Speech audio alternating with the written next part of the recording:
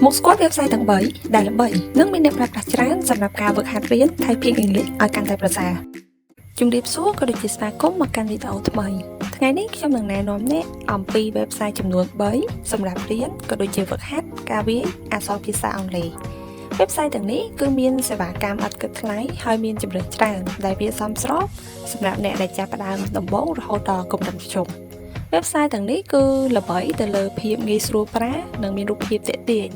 ដែលវាជួយធ្វើឲ្យការហ្វឹកហាត់ការរៀនហ្នឹងគឺកាន់តែមានភាពរីករាយ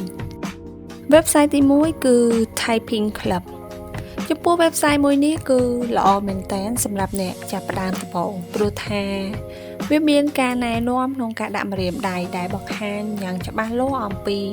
ការដាក់ម្រាមដៃនីមួយៗនៅលើ keyboard ឲ្យបានត្រឹមត្រូវដែលវាជាគន្លឹះសំខាន់មែនតើដើម្បីឲ្យយើងវាយអក្សរបានលឿននិងត្រឹមត្រូវលើពីនេះគឺវាមានមេរៀនជាច្រើនដែលចាប់ផ្ដើមពី basic រហូតដល់ advanced រាប់រយមេរៀនហើយក៏មានភាសាផ្សេងក្រៅពីភាសាអង់គ្លេសដែរប៉ុន្តែអត់មានភាសាខ្មែររបស់យើងទេបើអ្នកទើបតែចាប់ផ្ដើមរៀន typing ដំបូងខ្ញុំសូមប្រាប់ថានេះ typing club មួយនេះគឺស័ក្តិសមបំផុតសម្រាប់អ្នកព្រោះវាងាយស្រួលរៀនហើយសប្បាយក្នុងការរៀនទៀតផងលក្ខណៈពិសេសរបស់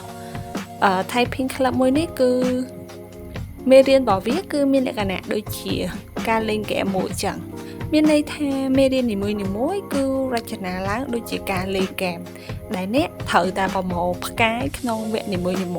មេរៀនវាមួយចំណុចហ្នឹងគឺវាមានផ្កាយចំនួន5អញ្ចឹងបើយើងtyping លឿន typing ល្អអញ្ចឹងទៅយើងបានផ្កាយរហូតដល់5បាន4បាន3អីចឹងទៅហើយឬក៏ពេលខ្លះគឺយកបានផ្កាយសោះហ្មងអញ្ចឹងយើង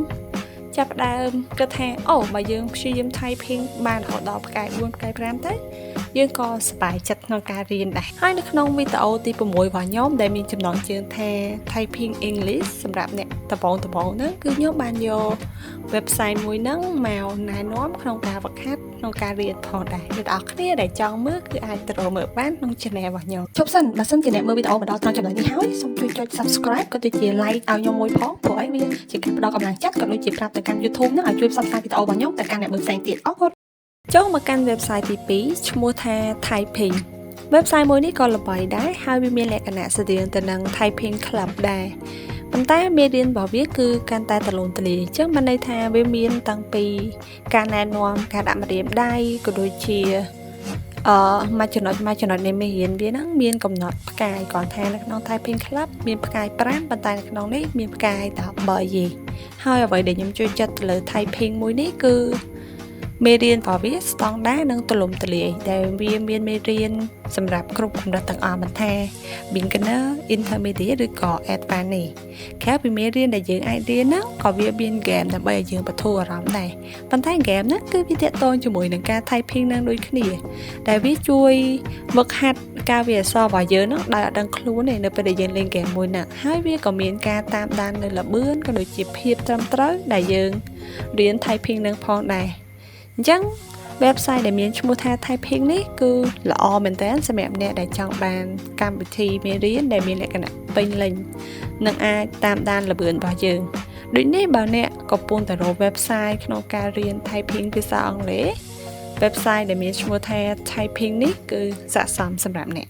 ចូលមកកាន់ website ចុងក្រោយគេដែលមានឈ្មោះថា Ten Fast Finger website មួយនេះគឺខុសពី website ពីខាងលើដែលខ្ញុំបាននិយាយមុនហ្នឹងបន្តិចត្រង់ថា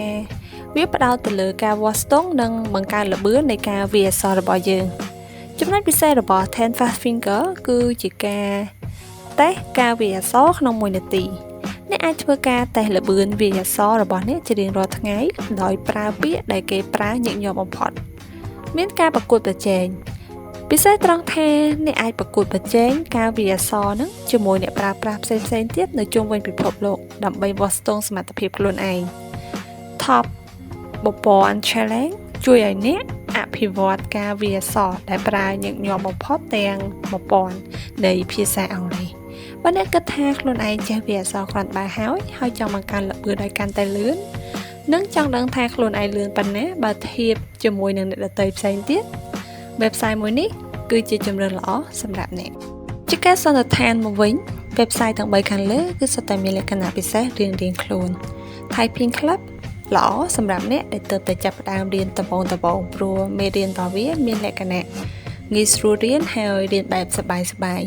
Typing ល្អសម្រាប់អ្នកដែលចង់បានមេរៀនពេញលេញនិងមាន game លេងកម្សាន្តនៅពេលដែលយើងរៀនធុញ 10 Fat Finger ល្អសម្រាប់អ្នកដែលចង់បង្កើនល្បឿននិងការប្រកួតប្រជែង